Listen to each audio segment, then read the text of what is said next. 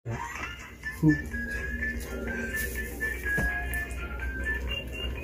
بدأ يبقى يلا خير.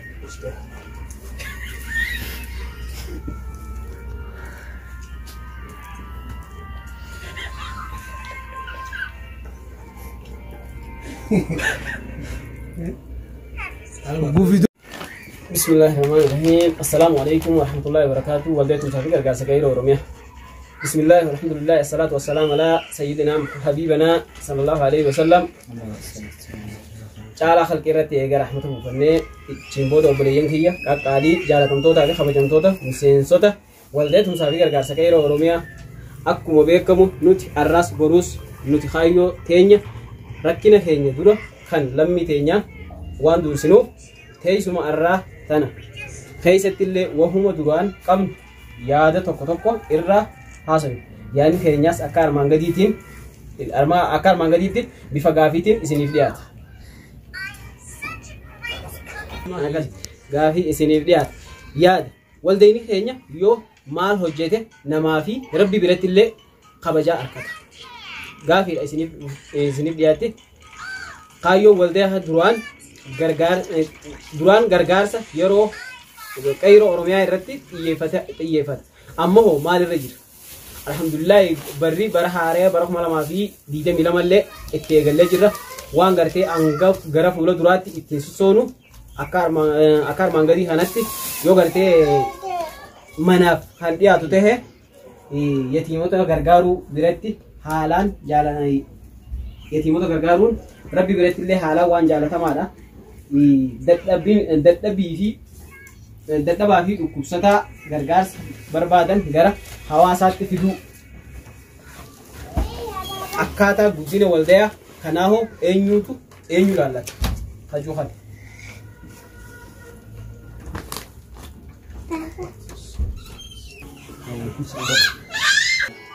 rabbiin bara haaraa kanatti nugee kana waldayaa kana keessatti والديه أنا مالك يسجلنا مالين جهواسة دروك الليمبانا أكادرتي درام بيكموتي والديني والديه تمسافي كرجاسة كيرو أوروبيات خايو نساء خنجناماتيس إرّاين من جيرامني هنجاماتي خايو نساء يو خنجرتي أكيستي وقت تدبلم متعاطي ماله سنيفو بولين يعني في جهنا خافه غرامانات نسيني دبرسا يا دخيسني إيجن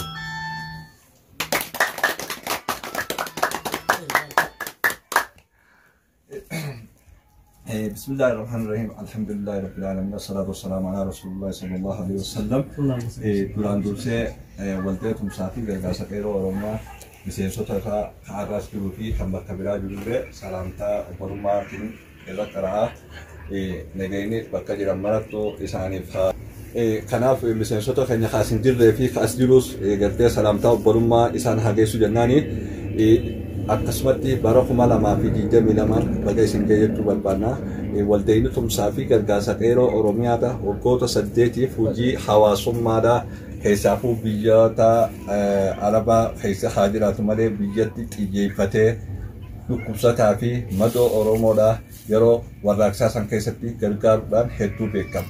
Waldayni tumsaa fi gargaarsa qeeroo oromiyaa baabbilee dirree dhawaa haramaayaa awwadaa cinassan qiroo baddeessaa akkasumas naannoo Arsiidaa naannoo Finfinneedhattis diinagdeedhaan rakkataa fi madoo qabsaa'ota Oromoo hayyoota Oromoo gargaaruudhaan hojii adda addaa hojjetuu keessatti hawaasa illee boonsee miseensota isaallee hedduu gammachiise.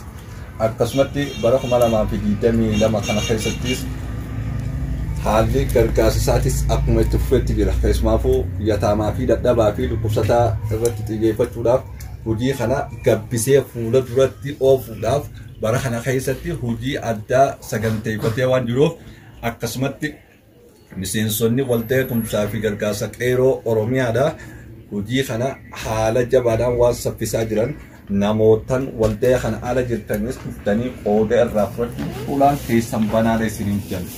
Maaliif waldaan tumsaa fi gargaarsa qeeroo oromiyaa dhaabbilee siyaasaa tokko ilaalchisu ni sindaangeessu ni sinbalaaleessu hojii hawaasummaadhaaf. Kanaaf nuti hojii kana keessatti hojiilee adda addaa amma bara kana keessa korofannee hawaasa biraan gahuudhaafis sagantaa waan itti qabannee jirru hawaasni kennillee bakka jirutti nu deeggaruu qabdan. akkasumatti waldaa tumsaa fi gargaarsa qeeroo Oromiyaa irraa kan gartee isiniif dhaamsa kana ta'an boona birraadhaati barri 2022 bara nagaa bara milkii isiniif haa ta'u waldaa tumsaa fi gargaarsa qeeroo Oromiyaadhaati fi uummata Oromoo maraan bakka geessanii isiniif. Bismillahirrahmanirrahim.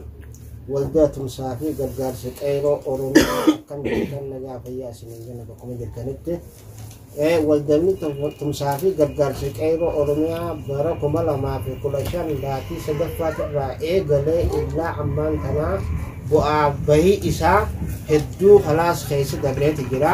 Bakka gartee bara 2022tti nu tarkaanfachiiseen isiniin jaa duraan dursee. Shabshab jaaha. Itti dabaluudhaan waldaan tumsaa fi gargaarsa qeeroo Oromiyaa waan irratti xiyyeeffate hojiirra ni oolcha. San keessa dabree dhugaadhaa duraan beektee waldaan tumsaa fi gargaarsa qeeroo Oromiyaa biyya gartee irraa dhalatetti xiyyeeffateeti waan san hojiirra oolchee jira. As dabrii ammaan tana biyya gartee keessa jiru keessattis dhugaadhaa nama gartee dadhabaa harka qalleeyyii gartee dadhabaa dhukkubsataa kan hunda bira dhaabbataati jira waan dalanninnis ni jira ammallee beektee itti fufaan isiniin jaa. Kanaafuu waldaa tumsaa fi gargaarsa qeeroo Oromiyaa warreen gartee ala jirtan kan itti dabalamuu barbaadan isinii banaadha malafni waldaa tumsaa fi gargaarsa qeeroo Oromiyaadha. Kanaafuu waldaan tumsaa fi gargaarsa qeeroo Oromiyaadha nama haammata malee nama hin tufu. Kanaafuu itti dhiyaadhaadhaan isiniin jaa warreen gartee biyya tana jirtanii fi ala jirtanillee hundinuu itti dhiyaadhaan isiniin jaa kanumaa irraa bu'e. Waliyyan keenya akkuma beektanii silaa waan walii himnu qabnu hojii teenya waan waliin dalagaa turre yeroo dheeraadhaaf biyya xiyyeeffannee gargaaraa turre. Yeroo warraayisii liji poolisnaa keessumaafuu wayyaanee wajjin dabalatee weerara Oromiyaa irra gaggeessee nuti diinagdeedhaan nama keenya mana dhuunfaa keessatti gartee takkaa hudduu jimaa jalatti asii maallaqa erginee fi madoo teenya gargaarsisaa turre jechuudha. Akkasuma akkasii miti. Saniifuu har'a haalli sunis jijjiirame amma biyya keessa jirru tana keessatti yataamaa teenya dhukkubsataa keenya laaluun dirqama. Wala 2022 kana keessatti jechuudha. Maaliif jiru kunis Oromoodha. Yoo kaasii kanarraayis rakkoo furree Oromoorraa rakkoo furree jedhama jechuudha. Bakka jiru hundatti nama Oromoodhaa rakkataa Oromoo tokko rakkoo irraa furu jechuun akka nama Oromoo kan hundarraa rakkoo furte jechuudha. Kana waa malee jiru maaliif rabbi jira. Namni nama tokkorraa gartee rakkoo nama tokko gartee takkaa'oo bira dhaabbatee waan irraa fure akka nama kan hundaa rakkoo irraa fureeti. Namni lubbuu nama tokko baraaree akka nama guutuu lubbuu baraaree laatii jedhan. Akkasuma akkasii. Kanaafuu as keessaas amma dheengadallee nutti himanii turanii obboleessa keenya Hassan Dubbaa hedduu paralaayis taheeti dhukkubsataa jira dhaqaallee nuun jedhan. Durataan keenya badiriin guyyaa san waliin turre. Kanaaf as keessallee nama akkanaa kan fa'aa jira jechuudha. Yataamaa fa'aa jira. Keessaafuu yataamaan fa'aan waa lama qabdi. تقفى نبي كان عليه الصلاة والسلام صلى الله عليه وسلم من الرتاجرات النبي يتعامل كيتهم محركة تارة خاينة جرات وجدت نجيم قبتينه جنة خيسات إنسان بيولاج خناف كرته يتعامل لا لونس برباطي سال يدل يتعامل بيتنا خيسات إيش أرى حالك إيرو أكتر سندرات بيباتو أسكيت تما ركون تجيب كمان تنا ركو يتعاملات في نموتان هدو دكوستان إني بيتني يوني نما كينيا سفيسان يوكا غتة يو دبامة إمنجرسي تكاو هذا تبع منا أخما جسني وان كنيف يوني دراس نمني نما كينيا تعاملوا يجتون خناف سجنتا أنا خيسا أنا كلامة توقتي وني نما جيكون قالوا قبتي أنا يادا مسنسوني كنيا في وان جان ولين دعينيا تولا دلتوما يا زغاري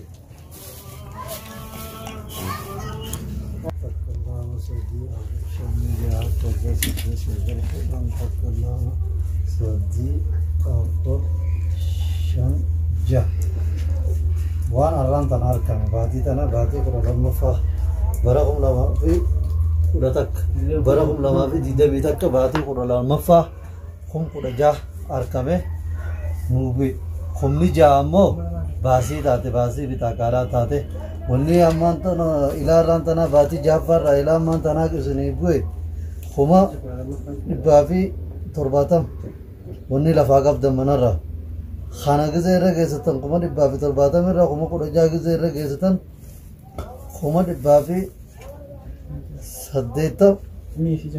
190 ta'a kuma 190 wanni ammaan tana galii amata kanaa guututti buusii baatii jaaffarraa ilaa baatii 12ffaatiin isin lafa kaa'u deema buusiin baatii jaaffarraa ilaa baatii 12ffaa baatii jaaffaa kuma 26 isinii bu'e baatii 7ffaa kuma 24 isinii bu'e baatii 8ffaa kuma 22 isinii bu'e baatii 9ffaa kuma 20 isinii bu'e baatii 10ffaa 22 isinii bu'e baatii 11ffaa kuma 20 baatii 11ffaa kuma 30 isinii bu'e baatii 12ffaa kuma 16 isinii bu'e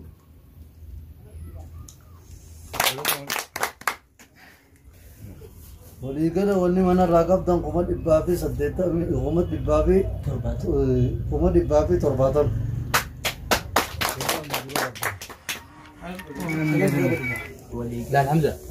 kuma 180 wanni sunduuqa irraa qabdan waggaa kana